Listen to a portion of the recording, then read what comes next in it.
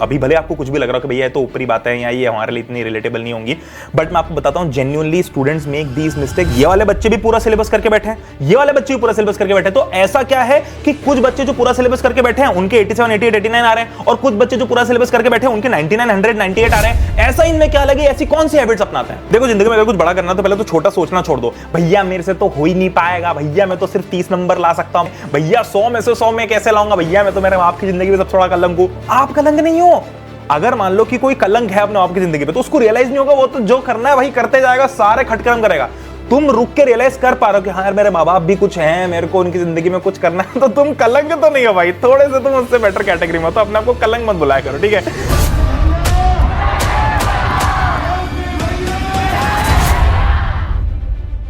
Alright, what's going on, lovely students out there? Welcome to the classes channel, class on YouTube. आज हम लोग चर्चा का जो विषय हमारा आज है हमारा कि 100/100 लाना सोशल साइंस के अंदर आसान है।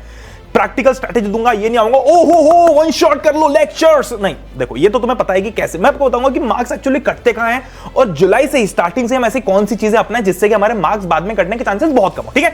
डायरेक्टली पॉइंट पे आएंगे, ज्यादा इधर उधर की बकैती नहीं करेंगे। 2-3 चीजें बताता हूं, अगर आप टेलीग्राम चैनल में ज्वाइन कर लेते हो तो बड़ा अच्छा हो जाएगा, क्योंकि मैं जब भी कोई नया अब देखो क्या होगा, जैसे जैसे आपकी समर वेकेशन खत्म होंगी, मतलब एग्जाम्स आना स्टार्ट होंगी, टेस्ट आना स्टार्ट होंगी, तो मैं आप लोगों के लिए बहुत टाइम, मतलब पिछले साल मैंने नए लेक्चर्स नहीं डाले थे, इस साल मैं नए लेक्चर्स इस चैनल के ऊपर डालने वाला हूं। तो अगर आपको लेक्चर की फील देखना ना, मैं आपको बस एक छोटा सा हिंट दूंगा, नीचे डिस्क्रिप्शन में भी एक लिंक दे दूंगा, आप जाके देख लो कोई पुराना लेक्चर मेरा 2-3 साल पुराना उठा के, आपको भाई मजा आ जाएगा जिंदगी में। तो ठीक है, मुझे बस कमेंट्स के अंदर आप 2 ऑप्शन बताना कि या तो आपको भैया आईपैड वाले लेक्चर्स चाहिए या फिर आपको स्मार्ट बोर्ड वाले लेक्चर चाहिए। देखो मेरा पर्सनल प्रेफरेंस क्या होता है कि मेरे को तो नहीं, कोई प्रॉब्लम है, मेरे पास स्मार्ट बोर्ड है, मेरे पास आईपैड भी है, बट आईपैड वाले में क्या होता है ना कि थोड़ा ऐसा अलग लगता है, थोड़ा सा बड़ा लगता है कि हाँ भैया कोई हमको आईपैड पर पढ़ा रहा है। स्मार्ट बोर्ड तो भाई सबके पास में, ठीक है, 6ठी क्लास वाले भी स्मार्ट बोर्ड से पढ़ने लगे आजकल, तो उसमें कुछ नया बचा नहीं है, ठीक है?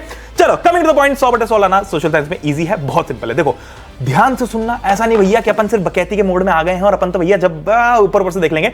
अगर सुन रहे हो तो पूरा एंड तक सुनना और ध्यान से सुनना, ठीक है? सबसे पहली चीज कि भैया हमारी प्रायोरिटीज, हमको स्ट्रेट सबसे पहले प्रायोरिटीज राइट लेनी है ना? मतलब गलत तरीकों से कोई भी चीज करते हैं तो गलती हो जाती है, ठीक है? अब इसमें कुछ बच्चे होंगे ज्यादा समझदार जो बोलेंगे भैया तुम जो सोच रहे हो ना गंदा, तुम गंदे हो, मैं गंदा नहीं हूं, तुम गंदे हो, ठीक है? कलंक तो नहीं बोल सकता है, तुम्हें कैसे कलंक बोलूं, तुमसे तो प्यार करता हूं मैं। चलो कमिंग बैक। तो सबसे पहले प्रायोरिटीज, जनरली हम बच्चे क्या करते हैं, हम ना HGC जाते हैं। भैया हमारे टीचर्स तो हमको जिंदगी भर ये बताया, 9th में के अंदर बताया था कि हिस्ट्री सबसे ज्यादा डिफिकल्ट होता है, हिस्ट्री कर लो, फिर ज्योग्राफी कर लो, उसके अंदर लोकेशंस होती याद नहीं होता, फिर सिविक्स और इकोनॉमिक्स तो फालतू, वो तो वैसे ही हो जाएगा। प्रॉब्लम क्या है कि हम इकोनॉमिक्स को छोड़ देते कि भैया ये तो वैसे ही हो जाएगा, इसको हम फॉर ग्रांटेड लेते हैं। अब क्या होता है, फॉर ग्रांटेड लेते रिलेशनशिप चलती है, फिर एक पॉइंट पे आके जब इकोनॉमिक्स का ऐसा लग जाता है कि हम उसको बहुत ज्यादा फॉर ग्रांटेड ले रहे हैं, तो वो हमसे ब्रेकअप करके भाग जाता है। कहने का मतलब यह है कि जो हमको पता है ना, मतलब हमको जहां दिख रहा है कि अपना फ्यूचर सेट हो सकता है, उसको हम पहले नहीं करेंगे। जो हमको पता है कि हमें रुलाएगा उसको पहले, मतलब ये जो टॉक्सिसिटी वाला कल्चर है ना, स्पेशली जो लड़कियों में होता है, मतलब लड़के रिलेट कर पाएंगे कि लड़कियों को जनरली टॉक्सिक लड़के बहुत पसंद आते हैं। अब ये सोशल साइंस हम सबका भी है कि हमको हिस्ट्री बहुत करना होता है पहले। मैं आपको बता रहा हूं प्रायोरिटी सीधी रखो, पहले इकोनॉमिक्स कर लो, सिविक्स कर लो, ज्योग्राफी कर लो, हिस्ट्री कर लो। क्यों भैया मैं ऐसा बोल रहा हूं? क्योंकि भैया सीबीएसई के अंदर जो तुम्हारे मामा चेकिंग कर रहे हैं ना, वो ये नहीं देखने वाले कि तूने इकोनॉमिक्स कितना पढ़ा, हिस्ट्री कितना पढ़ा, वो बस ये देखने वाले कि तुम्हारे सोशल साइंस में कितने मार्क्स आएंगे टोटल। उनको इस बात से फर्क नहीं पड़ता है, कोई भी बाद में जब आपका रिजल्ट पूछेगा तो उसको इससे फर्क नहीं पड़ता कि हिस्ट्री, सिविक्स, ज्योग्राफी, इकोनॉमिक्स किसमें कितने मार्क्स आए। उनको सिर्फ इस बात से फर्क पड़ता है कि आपके सोशल साइंस में कितने मार्क्स है। अब सबसे प्यारी बात यह है कि भैया इकोनॉमिक्स जो सबसे आसान लगता है वो भी 20 मार्क्स लाके देता है, हिस्ट्री जो सबसे आसान लगता है वो भी 20 मार्क्स लाके देता है। तो अब क्या होगा, जितनी देर में आप हिस्ट्री का, मैं बार-बार एक चीज बोलता हूं, जितनी देर में आप हिस्ट्री का 1 या 2 चैप्टर निपटाओगे उतनी देर में आप पूरा का पूरा इकोनॉमिक्स ले सकते हो, 20 मार्क्स पूरे कंप्लीट कर सकते हो। अब होता क्या है भैया, अपन सोचते हैं कि हाँ ये तो आसान है, तो इसको क्यों ना हम एग्जाम टाइम में करें। अब एग्जाम टाइम में हम करने बैठते हैं, तब भसड़ चल रही होती दिमाग में, तब जो इकोनॉमिक्स आपको 20 में से 20 साफ सुथरे, इजीली, क्लियरली, क्लीनली, प्यारी तरीके से लाके दे सकता है, वो आपको डिच कर देता है। And we are only left with crying over histories, dates and locations and all. तो ये हमको नहीं करना है। प्रायोरिटी सबसे पहले, जो प्रायोरिटी ऑर्डर होगा हमारा पढ़ने का, देखो स्कूल में आपको जिस भी तरीके से पढ़ाया, मैं आपको सेल्फ स्टडी के लिए बता रहा हूं, जब भी हम पढ़ें स्कूल के अंदर इकोनॉमिक्स का कोई चैप्टर पढ़ाया गया है उसको ज्यादा सीरियसली पढ़ लो, क्योंकि वहां से नंबर आने पक्के हैं, ठीक है? कमिंग बैक, अब सबसे इंपॉर्टेंट चीज भैया, ये 100 में से 100 लाना अगर हमको है तो पहले तो हमको पता लगाना पड़ेगा कि मार्क्स कटते कहां है ना? भाई मान लो जैसे हमको करोड़पति बनना है तो पहले तो हमको ये देखना पड़ेगा कि भैया हाँ जी ये रिलेट नहीं हो पाया, ये रिलेट, इसको कैसे रिलेट करूं यार? Emotional damage. थोड़े दिन में भाई स्टैंड अप कॉमिक बन जाऊंगा मैं।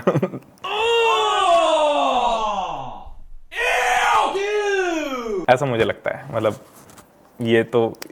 ये भाई काट देना भाई किसी को सच में कॉमेडी नहीं लगता होगा तो बड़ा बुरा हो जाएगा मेरे साथ। चलो, तो वेयर मार्क्स आर कट। सबसे पहले नॉट आंसरिंग व्हाट इज आज, मैं आप लोगों को बोर्ड की रियलिटी बता रहा हूं। होगा क्या कि आप लोग अभी भले आपको कुछ भी लग रहा हो कि भैया ये तो ऊपरी बात है या ये हमारे लिए इतनी रिलेटेबल नहीं होंगी, बट मैं आपको बताता हूं genuinely students make these mistakes because they don't answer what is asked. They do all kinds of shit in the paper, but ये नहीं बोलेंगे कि पूछा जो गया ना उसका जवाब नहीं लिखेंगे। भैया हम तो रायता फैलाएंगे। प्रॉब्लम क्या है, उसमें भी कोई प्रॉब्लम नहीं। देखो होता क्या है, मार्क्स कटते कैसे हैं। 5 मार्क्स का कोई सवाल आया, अब आपने क्या किया, उसके इर्द गिर्द की कहानी पेल के आ गया। हाँ, आपको लगा कि भैया ये तो ठीक है, कोई बात नहीं, मुझे इतने ढंग से तो आता नहीं था, तो मैंने जो आ रहा था मैंने पेल दिया।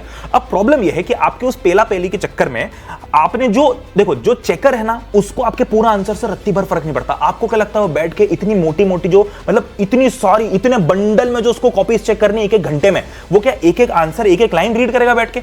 वो ये नहीं करेगा। वो क्या करेगा, आपने जो एसएसटी के अंदर पॉइंट बाय पॉइंट आंसर लिखे हैं ना, वैसे तुम पॉइंट बाय पॉइंट नहीं लिखते तो ये भी बहुत बड़ी गलती, बट अगर आप पॉइंट बाय पॉइंट आंसर लिख के आते हो तो उसमें आपने बस 2-4 चीजें अंडरलाइन करनी होती है। आपका चेकर जो है वो बस उन्हीं चीजों को टिक करके आगे बढ़ जाएगा, पूरा आंसर रीड नहीं करेगा। अब जितना ज्यादा आप उसको अपने आंसर पे रोकने की कोशिश करोगे, जितना ज्यादा आप उससे रीड करवाओगे, उतने ज्यादा वो आपके मार्क्स काटेगा। तो सबसे प्यारी सोशल साइंस की बात यह है कि आपको बेवकूफ बनाते आना चाहिए। इसका मतलब यह है कि भैया जब भी आप कोई आंसर लो, बेवकूफ तो नहीं मतलब गलत वर्ड हो गया, बट ये कि आपको पेपर के अंदर अपने आपको बेचना आना चाहिए। आपको आंसर को बेचना आना चाहिए कि आप अपने आंसर को सबसे अच्छी तरीके से कैसे बेचोगे, है ना। आपको सेल्समैन बनना है उसके अंदर जाकर। तो क्या करोगे आप, 50 चीजें आपने लिख दी, आपको बस 3-4 हाईलाइट करनी है। जैसे फॉर एग्जांपल जब भी कोई कंपनी कुछ बेचती तो कैसा 2-3 चीजें हाईलाइट करके लिख देती कि भैया 0 शुगर, है ना। फिर पीछे लिख देती थोड़ा सा, अरे नहीं शुगर तो है पर वो इस तरीके के 0 है। तो आपको भी बस हाईलाइट वो चीज करना है जिसको चेक करके आगे बढ़ जाए, और जो पूछा गया है वो लिखना है। आप भले ही रायता आगे कितना भी फैला दो, बट वो 2-3 चीजें जो आंसर के अंदर इंपॉर्टेंट है। फॉर एग्जांपल अगर आपसे कोई unification of Italy, unification Germany के बारे में कोई पूछ रहा है, तो आपको 2-4 नाम जो दोनों आंसर्स में आएंगे, काउंट के और आएगा, ऑटोमन बिस्मार्क आएगा, ठीक है, फिर आपके पास में विलियम आएगा। तो ये सारी चीजें आप लोगों को, सर्दिनिया पीडमोंट आएगा, तो ये सारे नाम आपको पता होने चाहिए। ये चीजें आप लिख के आओगे। ऐसा नहीं कि भैया unification of Italy was a very important process, Italy got united in the फलाना year, Italy's unification was a very struggling process, many people died. ये लिख के आओगे तो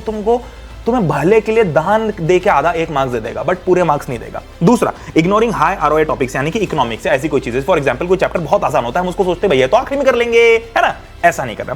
ट्रीटिंग मैथ्स एज बोनस, ये सबसे बड़ी दिक्कत है। बच्चे क्या करते हैं, मैथ्स को बोनस की तरह ट्रीट करते हैं कि भैया मैथ्स ये तो एग्जाम के 1 दिन पहले कर लेंगे, इसको अभी से क्यों करना। अरे अभी से कर लो ना भाई। मैथ्स सबसे प्रेडिक्टेबल चीज है। मैथ्स के अंदर अगर आपने इत्मीनान से 1 घंटा दे दिया, मतलब आज की डेट में अगर आप मैथ्स को इत्मीनान से, भले आपने वो चैप्टर पढ़ाओ या ना पढ़ाओ, 1 घंटे में सारे क्वेश्चंस कवर कर सकते हो आप, मैथ के सारे कर सकते हो। वहां से आपके 5 मार्क्स सिक्योर हो सकते हैं आज की डेट में। अब हम वो करते नहीं है, हम सोचते हैं आखिरी दिन करेंगे भैया, 1 घंटा तब निकल जाएगा। एग्जाम के 1 दिन पहले भाई 1 मिनट भी बहुत मुश्किल से निकला, सूसू भी नहीं निकल पाती है टाइम पे, ठीक है। अगली चीज, नॉट हैविंग पॉइंटर्स। ये मैंने आपको ऑलरेडी बताया था कि जब भी आप आंसर लिखो तो उसको प्लीज पॉइंटर्स में लिखना।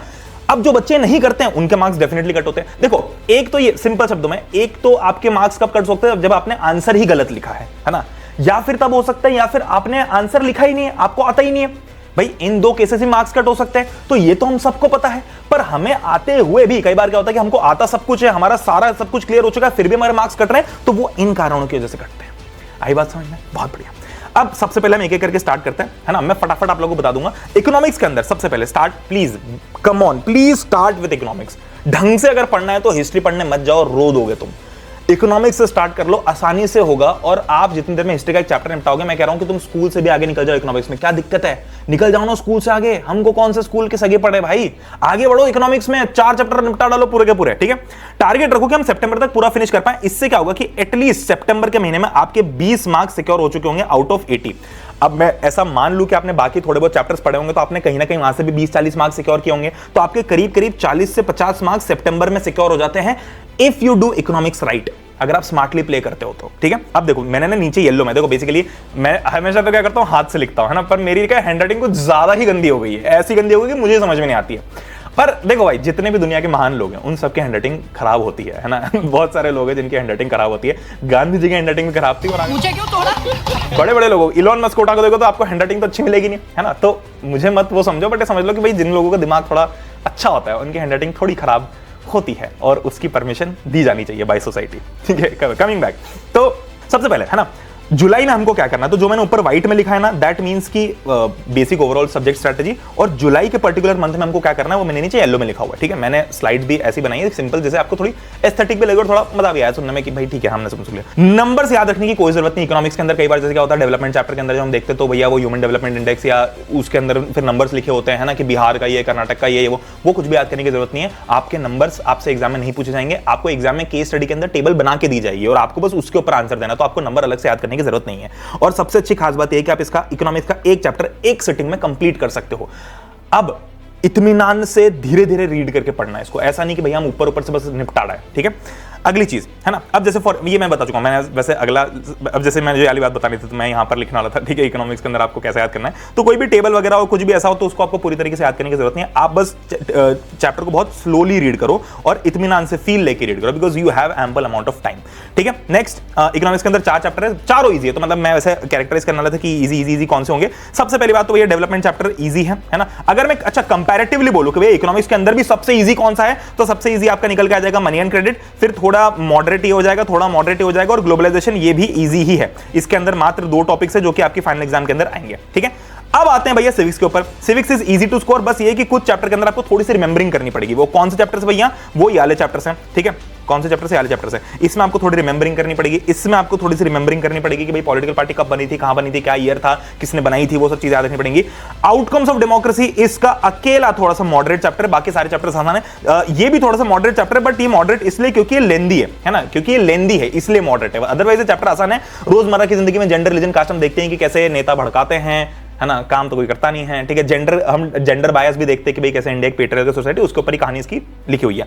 फेडरलिज्म चैप्टर के अंदर आपको काफी सारी चीजें याद करनी पड़ती है कि कौन सी चीज कौन से लिस्ट में है, बट यहां से आपके 1 मार्क्स के सवाल पक्के पक्के बनते हैं। पावर शेयरिंग तो भैया सबसे लल्लो चप्पो चैप्टर है, बहुत ही आसान तरीके से आपको चैप्टर याद हो सकता है। तो अब देखो जुलाई के महीने में क्या करना है। सबसे पहले आप एनसीईआरटी, अगर आप ये सोच के बैठो कि भैया मैं एनसीईआरटी के एक लाइन रीड कर लूंगा, तो आप सिर्फ 60% मार्क्स ला पाओगे सिविक्स के अंदर। आपको क्वेश्चंस की प्रैक्टिस लगानी पड़ेगी। क्यों? क्योंकि भैया आउटकम्स ऑफ डेमोक्रेसी ये जो चैप्टर है ना, ये आसान बहुत है, पर जब क्वेश्चन आता है ना तो सूसू निकल जाती है, क्योंकि हमको समझ ही नहीं आता कि कहना क्या चाह रहा है। एक क्वेश्चन आएगा बहुत कॉम्प्लिकेटेड, हम वो जैसे फॉर एग्जांपल एक बहुत फेमस क्वेश्चन है जो आप देखोगे, आपको बार बार दिखेगा, it is not politics that gets caste done, it is caste that gets politicized, या उल्टा भी पूछ लेते। तो अब कहने का मतलब क्या है कि समझ में आए नहीं क्वेश्चन क्या है, बट कहने का मतलब बहुत सिंपल है कि भैया ऐसा नहीं है कि सिर्फ पॉलिटिक्स के अंदर लोग कास्ट के नाम पे वोट लेते हैं, बट कास्ट के अंदर भी लोग अलग पॉलिटिक्स खेलते हैं कि मेरी कास्ट सबसे बड़ी होनी चाहिए। तो ये समझाना चाह रहे हैं। अब मैंने हिंदी भाषा में समझा तो कितने अच्छे समझ में आ गया, वो मैं अपने लेक्चर के अंदर भी समझाऊंगा तुम लोगों को, बट समझ आ रही है ना बात को कि हमको समझना जरूरी है। नेक्स्ट ज्योग्राफी के ऊपर आता है भैया। ज्योग्राफी के अंदर locations can depress you, genuinely they can depress you, कोई मजाक की बात नहीं इसमें। बहुत सारी लोकेशंस है जो आपको याद रखनी पड़ेंगी। बहुत सारे सॉइल के नाम है, बहुत सारे एग्रीकल्चर, मतलब लोकेशंस का मतलब मेरा इन जनरल सारे फैक्चुअल नेम्स है ना। फैक्चुअल नेम्स में आके क्या क्या आ गया भैया, आपका सॉइल वाला आ गया पूरा पार्ट है ना, आपका क्रॉप्स वाला पूरा पार्ट आ गया एग्रीकल्चर चैप्टर के अंदर से, आपके सारे मिनरल्स वाला पूरा पार्ट आ गया, हालांकि ये तो थोड़ा आसान है, ठीक है। और मैन्युफैक्चरिंग इंडस्ट्रीज वाला चैप्टर, इसमें आपकी सारी लोकेशंस आ गई। ये वो चीजें हैं जो आपको थोड़ी सी याद रखनी पड़ेंगी, जो आपको रुला सकती हैं। बट इसकी खास बात बताता हूं, ज्योग्राफी की सबसे ब्यूटीफुल बात यह है कि हर एक चैप्टर 3 पार्ट्स में डिवाइडेड है। एक हो गया इंट्रो, एक हो गया बॉडी, एक हो गया आउट्रो। इंट्रो मतलब जहां से आपका चैप्टर स्टार्ट होता है। सबसे प्यारी बात यह है कि इंट्रो और आउट्रो सबसे आसान होता है याद करना। किसी भी चैप्टर का आउट्रो बहुत ही बेसिक होता है। बेसिक का मतलब क्या है भैया, बहुत ही ऐसी चीज लिखी होती है इसके अंदर जो बहुत ही हम सालों से पढ़ते हैं। जैसे पॉल्यूशन के ऊपर लिखा हुआ है ना, फॉरेस्ट एंड वाइल्ड लाइफ के अंदर ये लिखा हुआ है कि फॉरेस्ट को कैसे कंजर्व करके रखना है, ठीक है। फिर आपके एग्रीकल्चर के अंदर लिखा हुआ है कि हम कैसे एग्रीकल्चर कैसे डाउन हो रहा है और उसको कैसे बचाना। तो बेसिक चीजें होती है जो हम जिंदगी में पढ़ते आ रहे हैं। अब उसको हम बहुत इजीली रिफ्लेक्ट करके उसके देखो, ज्योग्राफी के जितने भी आउटरो वाले पोर्शन है, जनरली जो आपके 5 मार्क्स के क्वेश्चन बनते हैं वो यहीं से बनते हैं, और ये सारे अटेम्प्ट करना बहुत इजी होता है। प्रॉब्लम कहां आती है, बॉडी के अंदर, जहां से आपके 2 मार्क्स के 1 मार्क्स के क्वेश्चन बनते हैं, क्योंकि ये हमको याद करने वाले होते हैं। तो ज्योग्राफी के अंदर भी कोई चैप्टर अगर आपको याद नहीं हो रहा है, अगर आपके इसमें टाइम कम है, तो आप सिर्फ उस चैप्टर का इंट्रो और आउट्रो कर लो। इंट्रो मतलब जो शुरुआत के 2 पैराग्राफ्स होंगे वो, और आउट्रो मतलब जो सबसे लास्ट का 1 पैराग्राफ होगा वो, ठीक है। ये क्या होगा, इंट्रो मतलब 2 पैराग्राफ स्टार्टिंग और आउट्रो मतलब 1 पैराग्राफ एंडिंग का, 1 पैराग्राफ एंडिंग का जो सबसे लास्ट वाला पैराग्राफ है। ये कर लो, हाई चांसेस आर कि आपके 5 मार्क्स का सवाल यहां से बनेगा और आप लिख के आ पाओगे और पूरी दुनिया के सामने ज्यादा पाओगे मुझे चैप्टर आता था, बल्कि आपने कुछ नहीं पढ़ा उस चैप्टर में, बहुत आसानी से आप कर सकते हो। बॉडी वाला मतलब समझ रहे बात को, कि अगर मैं ज्योग्राफी के पूरे चैप्टर को ऐसा डिवाइड करूं कि मान लो एक चैप्टर 5 मार्क्स का है, तो उस 5 मार्क्स में से मेरे 2 से 3 मार्क्स इजीली बन सकते हैं इंट्रो एंड आउट्रो से, और बचे हुए 2 मार्क्स मेरे बनेंगे बीच वाली बॉडी से। अब ये जो 2 मार्क्स जो बचे हुए हैं, इनको कमाने के लिए मुझे मेहनत करनी पड़ेगी 3 गुना, और ये मैं सिर्फ 1 गुना मेहनत में कमा सकता हूं। तो बहुत कम मेहनत में आप वाला पार्ट कर सकते हो, ठीक है। Start with maps because they are predictable, ये मैं बता चुका हूं। मैप्स पे आप स्टार्ट कर लोगे तो आपके मार्क्स वहां पे सिक्योर हो जाएंगे, ठीक है। ज्योग्राफी के अंदर ये कॉन्सेप्ट आसान है, तो forest and wild life resources easy है क्योंकि बहुत कुछ डिलीट कर दिया गया है इसमें से। वाटर रिसोर्सेज अगेन इजी है क्योंकि इसके अंदर बस एक दो चीजें पूछी गई है। एग्रीकल्चर थोड़ा सा मॉडरेट चैप्टर क्योंकि इसके अंदर आपको बहुत सारी चीजें याद करनी पड़ती है। मैन्युफैक्चरिंग इंडस्ट्रीज भी थोड़ा सा मॉडरेट है। मिनरल्स एंड एनर्जी रिसोर्सेज थोड़ा सा डिफिकल्ट बोल सकते हो क्योंकि इसके अंदर आपको कुछ प्रोसेसेस याद करनी पड़ती है। रिसोर्सेज एंड डेवलपमेंट भी मॉडरेट है, इसका शुरुआत का पार्ट बहुत ईजी है बट ये बाकी चैप्टर मॉडरेट है, और इसका तो सिर्फ मैप आएगा तो बात करने की जरूरत नहीं है। अब आते हैं भैया हिस्ट्री पे। हिस्ट्री पे क्या होता है, हम डेट्स के ऊपर, ब्लडी डेट्स के ऊपर रोते रहते हैं। Dates are not the main character of the chapter. Dates एक साइड कैरेक्टर है, वो आपके मार्क्स को इंप्रूव कर सकता है, मार्क्स ला नहीं सकता। बात समझना मेरे ध्यान से। हम क्या करते भैया, हमें ये याद नहीं था कि 1919 में क्या हुआ, कोई बात नहीं, हम डेट भूल गए कि भैया ये जो फलाना इंसिडेंट है 1919 में, कोई बात नहीं, आप बाकी का पूरा आंसर लिख दो। आपने डेट नहीं लिखी, आपके मार्क्स कट गए 0.5, बट बाकी आपको 4.5 मार्क्स तो मिले, बाकी आपको 2.5 मार्क्स तो मिले। तो डेट्स मेन कैरेक्टर नहीं है, सिर्फ एमसीक्यूज या 1 मार्क्स के क्वेश्चन में मेन कैरेक्टर होती है, जो कि आते ही बहुत कम है। डायरेक्टली डेट कम पूछी जाती है ना। अब रिपीटेड, अब हिस्ट्री की सबसे पहली बात है कि भैया कितना भी भली रोला देने वाला चैप्टर हो बट इसमें रिपीटेड चीजें रिपीटेडली आती, बार बार आती। जैसे फॉर एग्जांपल सबसे ज्यादा प्रेडिक्टेबल चैप्टर है rise of nationalism in Europe, क्योंकि इसके अंदर 3-4 टॉपिक्स ऐसे जो पक्के पूछे जाते हैं, ठीक है। वो ट्रीटी ऑफ वियना आपसे पूछ लेंगे, बार बार पूछेंगे, ठीक है। वो आपसे ज़ोल्वेरिन के बारे में पूछ लेंगे, वो आपसे unification of Italy, unification of Germany या स्ट्रेंज केस ऑफ ब्रिटेन पूछ लेंगे। ये चीजें ही इस चैप्टर की रिपीटेड। तो ऑल इन ऑल मैं कह रहा हूं कि हर एक चैप्टर बहुत प्रेडिक्टेबल है, ठीक है। अब इसके अंदर जुलाई में हमको अच्छा पीवाईक्यूज, आपको अगर आप हिस्ट्री के पीवाईक्यूज कर लेते हो वर्सेस आप ज्योग्राफी के पीवाईक्यूज कर लेते हो तो उसमें आप हिस्ट्री में बहुत आगे निकल जाओगे। मेरा कहने का मतलब क्या है कि फॉर एग्जांपल भैया मैंने पीवाईक्यूज करना चालू किया है ना, प्रीवियस ईयर क्वेश्चन करना चालू किया, तो मैं जब हिस्ट्री के पीवाईक्यूज करूंगा ना तो मैं बहुत आसानी से बहुत आगे निकल जाऊंगा। ज्योग्राफी में मेरे पीवाईक्यूज करने के बाद भी पेट नहीं भरेगा क्योंकि उसके अंदर फिर भी आपको चीजें याद करनी पड़ेंगी। बट अगर आप हिस्ट्री में पीवाईक्यूज इज्जत से कर लेते हो तो आप ज्योग्राफी से भी आगे निकल जाओगे हिस्ट्री में। तो जो हमको डिफिकल्ट लगता है ना एक्चुअली उतना डिफिकल्ट होगा नहीं। तो अंटिल एंड अब हमको जुलाई में क्या करना है भैया, ये लिस्टिंग और लर्निंग डेट्स वाला मामला मत करना, बस जो चीजें रिपीटेड है उन पे ज्यादा फोकस करना। ये बहुत ओल्ड स्कूल होगा कि मैं डेट लिखूंगा और वो डेट और इनकी टाइमलाइन आपको दुनिया भर में मिल जाएगी ना, कोई भी पीडीएफ दे देगा, क्वेश्चन बैंक्स के ऊपर लिखी होती है, ये सारी चीजें आपको मिल जाएंगी, ठीक है। अब मैंने इसको 3 फेजेस में बांटा है ना। ऑल्दो मैं हर एक महीने में वीडियो बनाऊंगा तो मुझे पता है कि तुम लोग उस फेज तक तो पहुंच नहीं पाओगे। ऐसा जैसा लगता है कि भैया हाँ मैं तो पूरा कर लूंगा, ऐसा जरूर पॉसिबल नहीं कि तुम सिलेबस तब तक कर लो, बट फिर भी फेज 1 हमारा होना चाहिए अंडरस्टैंडिंग कि क्या मैं कोई चैप्टर किसी को समझा सकता हूं।